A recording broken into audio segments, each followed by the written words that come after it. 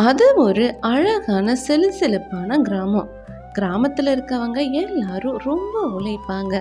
ஆனா ரெங்கையா மட்டும் ஊர்லயே எந்த வேலையும் செய்யாம மக்களை ஏமாத்தி பொழப்ப ஓட்டிட்டு இருந்தான். அப்படிதான் ஒரு நாள் ராமசாமி வழியில நடந்து வர அவனும், என்ன ரங்கையா, காலையிலேயே அரச மரத்தடியில் உட்காந்துருக்க? எந்த வேலையும் இல்லையா உனக்கு? வேலை பண்ணையில் கிடக்கு, அதுக்குன்னு வேலையை பார்த்துக்கிட்டே இருக்க முடியுமா? என்னமோ பட்டணத்துலேருந்து கடுதாசி வந்திருக்கா, படிக்கணும்னு காலையிலேயே சொன்னா முத்து, அதுக்கு தான் காத்துட்டு இருக்கேன். இந்த ஊர்க்காரனுங்க யாரும் மலைக்கு கூட பள்ளிக்கூடம் பக்கம் ஒதுங்கினதே இல்லை. எவனுக்காவது கடுதாசி வந்தா என்னையே கூப்பிட்றானுங்க. என்ன ரங்கையா இப்படி சொல்கிற? நீ மட்டும் சும்மாவா அறகுறையாக எழுத்த கூட்டி படித்து சொல்கிற? கடுதாசி படிக்க கூலியா காசு வாங்கிக்கிற, இதுக்கு மேலே ஏன் புலம்புற? இப்படித்தான் ரெங்கையா ஊர் மக்களை ஏமாத்தி எந்த வேலையும் செய்யாம ஒரு கணக்கு பிள்ளை மாதிரி சம்பாரிச்சிட்டு இருந்தான். அந்த நேரம் பார்த்து முத்து அங்க வர, என்ன ரங்கையா ரொம்ப நேரம் காத்துக்கிட்டு கிடக்குறியா? சொன்ன நேரத்துக்கு என்னால் வர முடியல. ஜமீன்தாரோட கணக்கு பிள்ளைக்கு உடம்பு சரியில்லை, படுத்த படுக்கையாக போயிட்டாரு. அவரை பார்த்துட்டு வந்தேன், நேரம் ஆயிடுச்சு. இப்படி ஜமீன்தாரோட கணக்கு பிள்ளைக்கு உடம்பு சரியில்லைன்னு கேள்விப்பட்ட உடனேயே ரெங்கையாவுக்கு ரொம்ப சந்தோஷம்.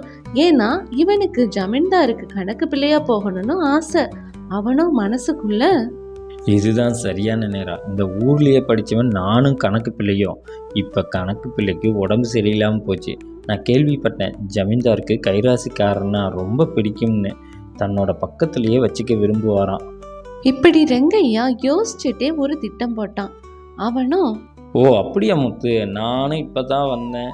என்னோட பண்ணையில் மாடு குட்டி போட்டுச்சு, அதுவும் 3 குட்டி போட்டிருந்தது. அதுதான் வர தாமதமாயிடுச்சு. என்னோட கைராசிக்கு தொட்டதெல்லாம் பொண்ணாகுது. என்ன பண்ணுறது, என்னோட ராசி அப்படி இருக்குது. ஒரு மாடு 3 குட்டி போடுதுன்னா அதிர்ஷ்டக்காரன் தான் நீ. சரி, எனக்கு நேரம் ஆச்சு, ஜமீன்தார் திட்டுவார். நாளைக்கு இதே இடத்துக்கு வரேன், நீயும் வா, கடுதாசி எடுத்துக்கிட்டு வரேன், என்ன எழுதியிருக்குன்னு படித்து சொல்லு. இப்படி முத்து சொல்லிட்டு அங்கிருந்து கிளம்பி போனான். ரெங்கையாவோ, எப்படியும் ஜமீன்தாருக்கு இந்த விஷயம் தெரிய போகுது, அவர் என்னைய கண்டிப்பாக வர சொல்லுவார்.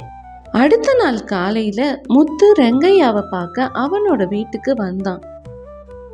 ரங்கையா, உன்னை ஜமீன்தார் அவசரமாக வர சொன்னார், சீக்கிரம் வீட்டுக்கு வா.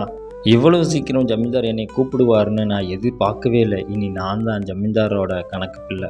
இப்படி மனசுக்குள்ள ரெங்கையா பேசிட்டு ரொம்ப சந்தோஷத்தோட கிளம்பி ஜமீன்தாரை பார்க்க போனான்.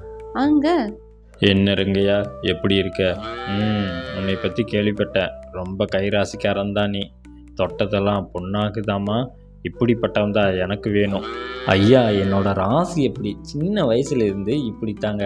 நான் எதை செஞ்சாலும் சிறப்பாக இருக்கும். எனக்கு இப்போ தான் தெரிய வருது. சரி, உனக்கு மாட்டு பண்ணையில் வேலை. 1 வருஷத்தில் இருக்கிற மாட்டை 3 மடங்காக பெருக்கணும். நீ தான் கைராசிக்காரனாச்சே.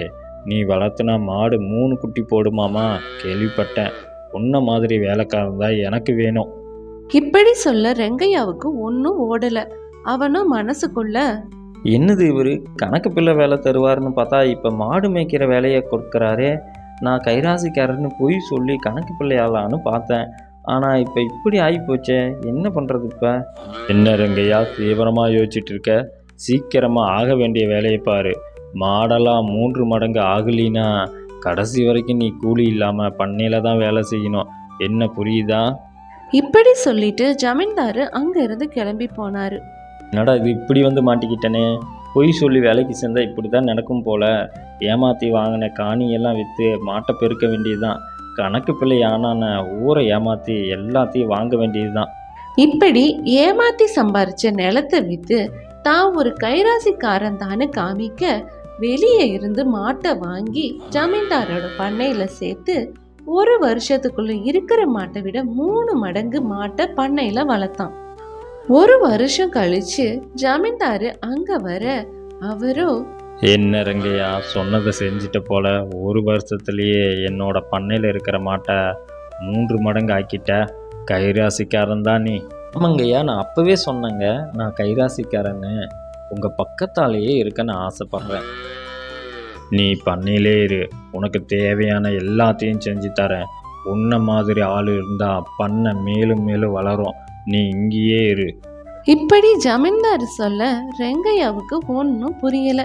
அவனும் நீ மன்னிச்சிருங்க, நான் கைராசிக்காரன்னு உங்ககிட்ட பொய் சொல்லிட்டேன். நான் கணக்கு பிள்ளை வேலை வேணும்னு இப்படி பொய் சொல்லிட்டேன் ஐயா. இனி நான் யாருக்கிட்டேயும் பொய் சொல்லி ஏமாற்ற மாட்டேன். என்னை விட்டுருங்க, நான் பண்ணையில் மாடு மேய்க்கல ஐயா. இப்படி ஊர்ல ஏமாத்தி பொழைச்ச ரெங்கையாவுக்கு ஜமீன்தார் தக்க பாடத்தை புகட்டினாரு. வீடியோ பிடிச்சிருந்தா லைக் அண்ட் ஷேர் பண்ணிட்டு மறக்காம சேனலை சப்ஸ்கிரைப் பண்ணுங்க. தேங்க்யூ.